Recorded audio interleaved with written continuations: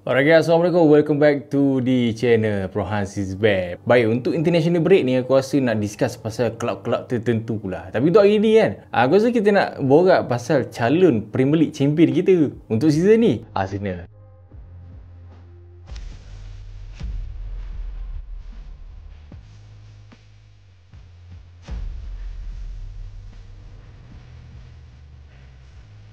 Guys, baru ni kita tahu former Arsenal striker Adebayor ada buat komen yang Arsenal akan struggle lagi untuk menang PL title. Adebayor beritahu yang lack of experience plus flexibility tactical Arteta yang akan menjahanamkan title run Arsenal lagi and lagi. Adebayor rasa yang squad Arsenal ni memang talented, tapi untuk handle pressure, cari title payah. Dia mention yang Odegaard captain memang gifted, tapi kurang leadership and quality untuk pacu team ni entire season tak ada. Tactical Arteta jadi salah satu punca masalah, dan untuk 3 season straight berada di tempat kedua semenjak season 22-23. For damn sure this season Arsenal dah masuk level kewajipan dah untuk claim the title. Aku tahu memang menarik lagi-lagi bila Adebayor kata yang squad ni lack of experience. Umur lah senang cerita kan untuk claim the title. Ada pro and cons dia, sebab memang betul nak cari player atas daripada 28 dekat Arsenal yang regular memang payah. Arsenal season ni cuma ada Norgard yang baru masuk, Kepa tak main, Jesus hospital, Ben White 6 game je turun. Selain tu Trossard, Mikel Merino, David Raya je notable yang bermain atas umur 28 tahun. Aku tahu memang squad Arsenal yang sekarang ni memang dah banyak bermain together, tapi bila tengok balik semua champion Premier League semenjak zaman Leicester menang title lagi tu, apa yang Adebayor kata ni boleh diterima pakai jugalah kan. Leicester menang title dengan Jamie Vardy umur 29 tahun as second top scorer. Schmeichel second clean sheet pada umur 29 tahun. Kante 25, Mahrez 25, Drinkwater 26, Albrighton 26 tahun. Magic season kita semua tahu untuk Leicester, dengan cuma satu kali percubaan terus champion Leicester tu. Tapi selepas tu, ini yang buat Adebayor punya kritik ni, kalau kau fikir 2-3 kali macam valid juga ni. Chelsea Conte menang title dengan Diego Costa pada umur 28, Eden Hazard pada umur 26, Kante pada umur 26, Azpilicueta 27, Fabregas pada umur 30 tahun, Courtois as top clean sheet pada umur 25 tahun. Tapi David Luiz pada umur 30, Gary Cahill pada umur 31, Ivanovic pada umur 33, John Terry masih bermain di Chelsea waktu tu. Chelsea menang title. Legend masih di klub, experience utama masih lagi di klub. Liverpool Club win the league dengan James Milner, Hendo, Wijnaldum, Klein, Van Dijk, Matip, Firmino, Mane, Salah semua atas daripada 28 tahun. Liverpool slot win the league dengan Van Dijk, Salah, Alisson, Robo atas daripada 30 tahun. Jota, Diaz semua atas daripada 28 tahun. Semua orang tahu Salah single-handedly carry Liverpool goal assist last season. Paling clear selain faktor Pep Man City Man City 17-18, Yaya Toure, Fernandinho, David Silva, Kompany, Otamendi, Aguero, Walker. Man City 18-19, Claudio Bravo, Fernandinho, David Silva, Kompany, Otamendi, Aguero, Kyle Walker, Gundo, Mahrez, KDB. City 20-21, Fernandinho, Otamendi, Aguero, Kyle Walker, Gundo, Mahrez, KDB. City 21-22, Stones, Cancelo, Laporte, Ederson, KDB, Mahrez, Gundo, Walker, Fernandinho. City 22-23, Walker, Gundo, Mahrez, KDB, Ederson, Laporte, Cancelo, Stone, Bernardo, Ake. And the last Man City to win the league 23-24, Walker, KDB, Ederson, Kovacic, Laporte, Stone, Silva, Ake, Akanji, Grealish, Rodri. Kau bayangkan, aku sebut nama per player tu pun yang atas daripada 28 tu pun bukan penat lagi. Dan ini nama-nama ni waktu tu semua atas daripada 28 and consider experience regular. Walaupun ramai kecam Adebayor atas komen tu, tapi kalau kita tengok sudut lain, valid sebenarnya. Memang semua tim yang champion akan ada 1 ke 3 player yang notable yang conquer season tu untuk jadi champion. Letak tepi dulu komen Adebayor pasal champion. Let's jump kita discuss Arsenal so far. Arsenal selepas cuma kalah 1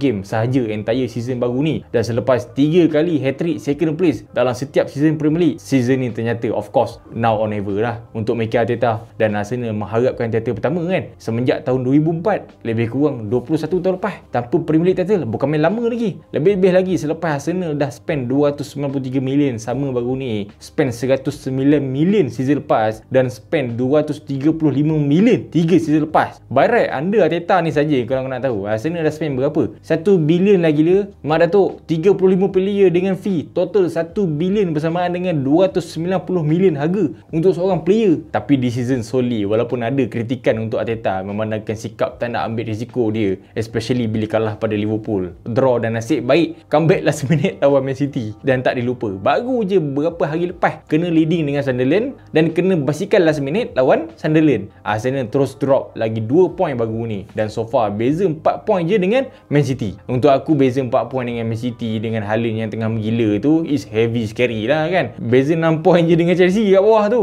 automatic give apa? Dia bagi pressure towards Arsenal player. Buat individu player untuk tackle saja cuma Jurin tiba saja. Player Arsenal yang berada dalam top 40 tackle. Top 40 tu top bukan 14 tau, 40. Intercept cuma Zubimendi seorang je berada dalam top 40. Clearance cuma Saliba seorang wakil Arsenal dalam top 50 Premier League.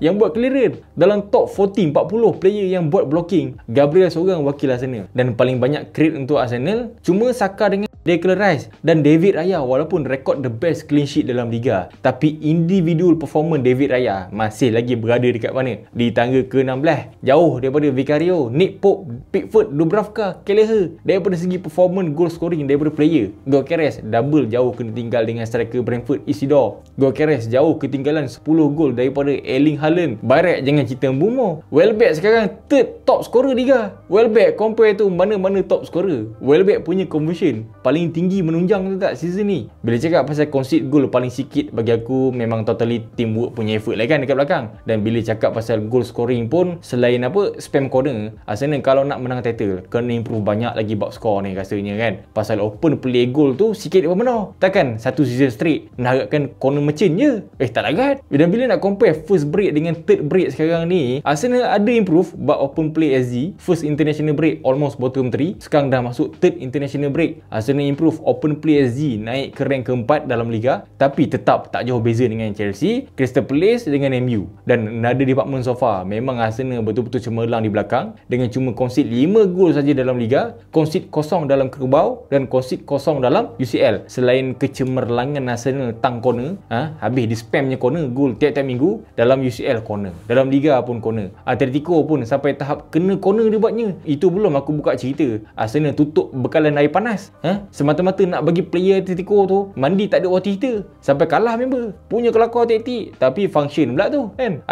Ada saja taktiknya selain teknik motivasi guna lampu si Arteta tu. Nak tak nak kena mengaku so far Arsenal memang antara tim paling konsisten. 14 game straight unbeaten semua competition, 8 game liga unbeaten, clean sheet dalam UCL sambil mengbit nama-nama macam Athletic Bilbao, Atletico Madrid especially. Tapi bukan nak bagi reminder seram lah kan. Hujung bulan ni Bayern menanti dalam UCL. Naik international break, North London Derby lawan Spurs. Awal bulan depan Chelsea, Brentford yang pernah ikat Arsenal bulan 4 hari tu, Aston Villa yang turut ikat Arsenal bulan 1 hari tu. 4 game lawan Aston Villa, Arsenal cuma pernah menang 1 kali je. Emery punya pasal bulan depan sampai level 2 kali tau. Arteta bakal jumpa Emery the Great waktu Christmas pula tu. Dan bulan depan pun turut jumpa Everton yang dah 2 game straight ikat Arsenal. Bulan depan juga Arsenal jumpa siapa? Tim Perlis yang kalah tipis lawan Arsenal hari tu, dan Crystal Palace yang berpengalaman ikat Arsenal 2-2 bulan April season lepas. Dan nak top up lagi, pembukaan tahun depan 4 Januari Arsenal kena jumpa siapa? Bournemouth yang dah 2 game straight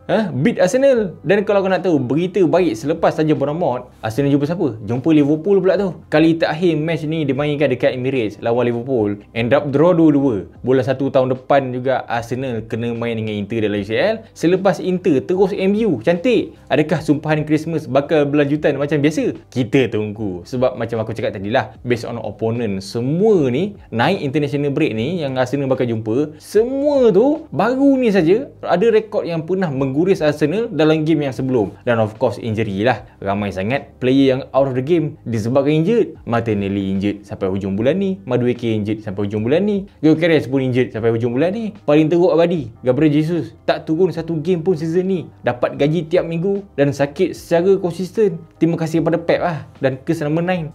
Itu cerita sini habis sini. Dan Havertz lagi je lah, aku kesian gak dia ni. Entire season baru ni Havertz cuma main berapa minit tau? 30 minit saja weh. Lepas 30 minit hospital terus member. apa sampai ke sekarang. Nasib baik dan memang tepat sign Gyökeres tu. Sebab kalau tidak, Arsenal sekarang tak ada satu pun striker lagi by right masa video ni dibuat. Gyökeres sendiri tengah injured. Kau bayangkan, paling utama club captain Odegaard hanya main 7 game je season ni. Total minute Odegaard turun bersamaan dengan cuma berapa? 3 game je weh. Fragile habis. End of the day, just nak ingatkan balik, overall season lepas, last run Arsenal cuma takat third round je dalam FA Cup kena dengan MU, takat semi-final je dalam Kerbau agregate 0-4, UCL takat semi-final kena dengan PSG agregate 1-3 dan tempat kedua non-stop dalam Premier League. Itu adalah keseluruhan season lepas. Tapi this season, based on apa yang aku dah bebel tadi ni, aku nak tanya korang, apa prediction korang? Segala jenis fan, komen dekat bawah. Menarik ni. Let's go. Guys, mana-mana yang baru tengok for this video, make sure korang tekan subscribe button dekat tepi tu, like, share. I'll see you in the next video. Aku Bro Hans. Thanks for watching.